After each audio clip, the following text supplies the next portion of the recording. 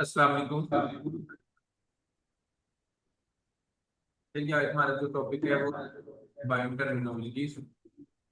Biotechnology होती हैं, इसमें कंबाइंड टर्मिनोलॉजीज का मतलब है कि जो आपने लास्ट लेक्चर में टर्मिनोलॉजीज पढ़ी हैं वो उनका एक कम्बिनेशन है जो कि रिप्रेजेंट करता है लेकिन उसकी एक रिप्रेजेंट करता है कि डेफिनेट पोजीशन ऑफ ऑर्गन, मतलब एक ऑर्गन की पोजीशन को इन दो टर्मिनोलॉजीज को मिलाकर इस्तेमाल किया जा रहा है। और उसके अंदर ये चीज हाईलाइट की जा रही है कि ये ऑर्गन जो है इस जगह पर मौजूद है। अब लफ्ज है इंफ्रो का लफ्ज निकला है इंफीरियर, और मीडियल का मतलब है मीडियल लाइन। और ऐसे बॉडी पार्ट लाइन के नजदीक है, लेकिन वो नीचे की साइड रोड साइड लेकिन ऐसी जो टर्मिनोलॉजीज का हम इस्तेमाल करते हैं इंफ्रो मीडियल का।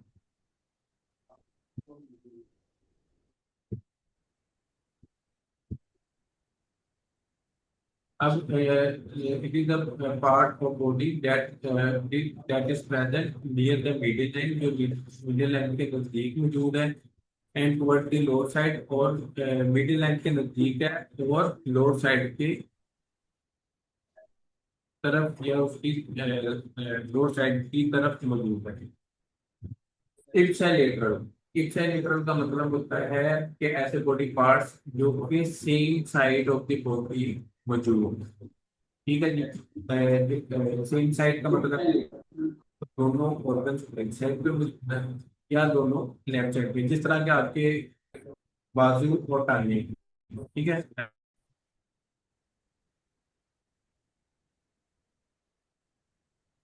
इसमें हम कह सकते हैं, इसमें हम ये कह सकते हैं कि for example it could be said that the left arm and left leg equilateral to one another. हम ये कह सकते हैं कि लेफ्ट आर्म और लेफ्ट लेग ये दोनों क्या है, एक दूसरे के इक्विलेटरल पोजीशन पर मौजूद है। ठीक है। उसके बाद कॉन्ट्रा लेटर होता है to body part which are present opposite, ये एक दूसरे के ऑपोजिट साइड पर मौजूद है। तो ऐसी ऑर्गन जो बॉडी के ऑपोजिट साइड पर मौजूद है Contra lateral body, Contra lateral कहते हैं। फॉर एग्जांपल लेफ्ट आर्म, ठीक है, और राइट लेग, ये दोनों क्या है कॉन्ट्रा लेटरल है। नेक्स्ट है bone movement technology, bone movement terminology. पहली जो टर्म है वो है फ्लेक्शन। फ्लेक्शन और दूसरी टर्म है एक्सटेंशन। फ्लेक्शन में है कि जैसे आप अपने बाजू को यानी एल्बो को ऊपर की तरफ मूव करते हैं। ठीक है जी। यानी आप अपने हैंड्स को, जो आपका हाथ है, उसको लेकर के आते हैं शोल्डर की तरफ। ठीक है जी। शोल्डर का टच करते हैं। ठीक है जी। ये कराता है फ्लेक्शन। इस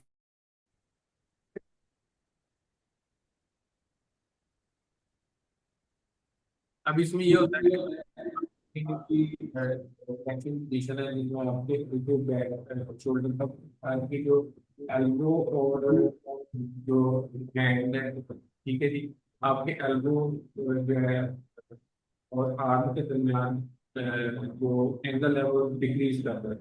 ठीक है। Bending movement angle between the two bones decrease.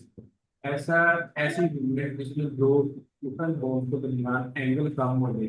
ठीक है जी। उनका जाविया कम करके मूवमेंट को हम कहते हैं फ्लेक्शन। फॉर एग्जांपल बेंडिंग कर रहे हैं, देखिए एल्बो पे आप बेंड कर रहे हैं। ठीक है। यानी आपकी जो उंगलियां हैं वो शोल्डर को टच कर रही है। ठीक है। ये पोजीशन क्या कहलाएगी? उसके अलावा क्लेंचिंग।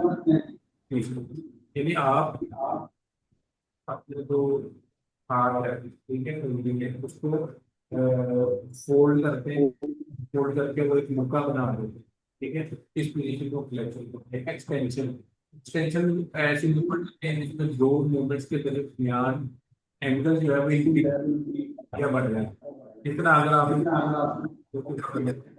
तो आप चीज पकड़ने के लिए टेबल के पास जा रहे हैं और आपने चीज को पकड़ा है, तो उस सूरत में क्या हुआ कि आपने आपकी जो एल्बो है वो एक्सटेंड हो गई है, वो उसने आपकी बोन्स को उसके बोन्स के बोन्स को एक्सटेंड कर दिया है। आप चीज को पकड़ रहे हैं, अब क्या हुआ कि दो बोन्स के दरमियान एंगल जो है वो इंक्रीज कर दिया है, इस मूवमेंट को हम एक्सपेंशन कहते हैं।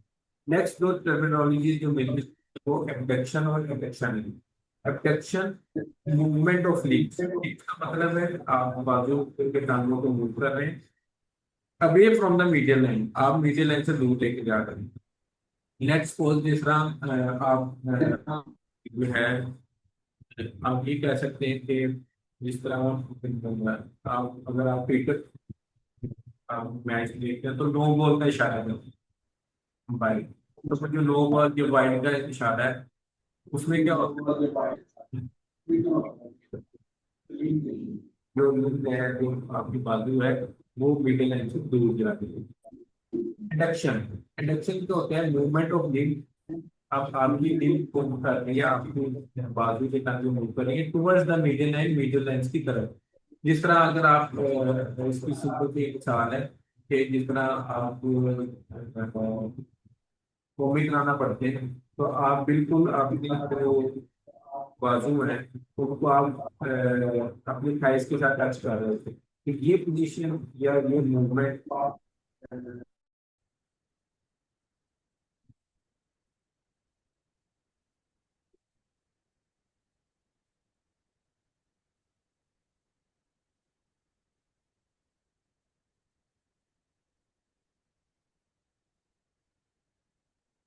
तो movement of limbs towards the middle line is called adduction. Limbs आपकी मिडिल लाइन की तरफ आ रही है, इसको हम एडक्शन करते हैं। नेक्स्ट जो टर्मिनोलॉजी है वो है pronation and supination. Pronation, movement of forearm in the position that palm facing downward. Pronation एक ऐसी मूवमेंट है जिसमें आपकी फोरआर्म, ये आप पोजीशन देख रहे हैं, ये आपकी फोरआर्म है, ठीक है जी। ये फोरआर्म, ये ऐसी मूवमेंट जिसमें जो आपकी पाम है, आपकी जो हथेली है वो निचली साइड पर आ गई, ठीक है। तो इस पोजीशन को हम क्या कहते हैं, प्रोनेशन। इस मूवमेंट को हम क्या कह देंगे, प्रोनेशन।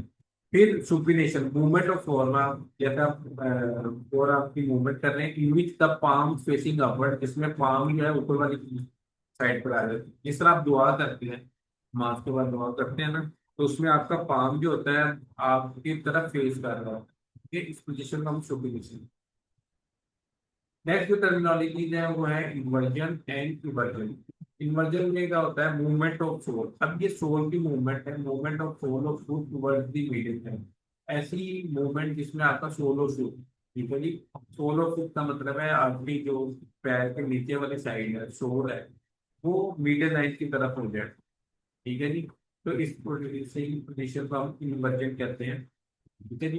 फिर उसके बाद है इवर्जन।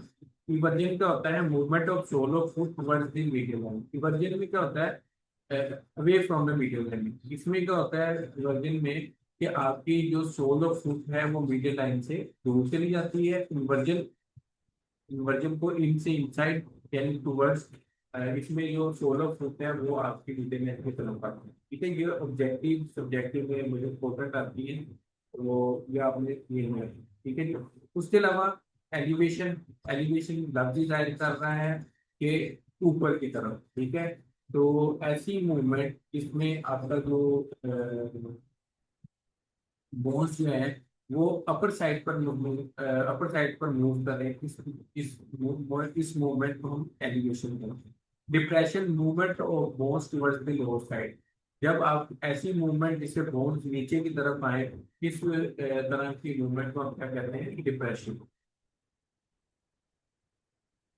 ये अगर आप आपके सामने डायग्राम है, ठीक है, इसमें आप देखते हैं कि एक दफा जो पर्सन है उसने वो जो है वो ओपन किया है, तो जब जो उसका जॉर्ज है, लोअर जॉ, नीचे वाला जबड़ा वो नीचे की तरफ आया, इसको हम डिप्रेशन देंगे। अब मुंह बंद किया तो वो जबड़ा ऊपर की तरफ गया, तो इस तरह की मूवमेंट जो जिसमें बहुत ऊपर की तरफ गई है इसको हम क्या कहते हैं, एलिवेशन। फिर है लास्ट दो टर्मिनोलॉजी, प्लैंटर फ्लेक्शन और डॉर्सी फ्लेक्शन। अब ये प्लैंटर फ्लेक्शन और डॉर्सी फ्लेक्शन की ऐसी टर्मिनोलॉजी है जो मोस्टली तौर पर एमसीक्यूज में भी पूछ लेते हैं और सब्जेक्टिव में भी आ जाती है। तो ये अब आपने इसको अच्छी तरह याद करना है।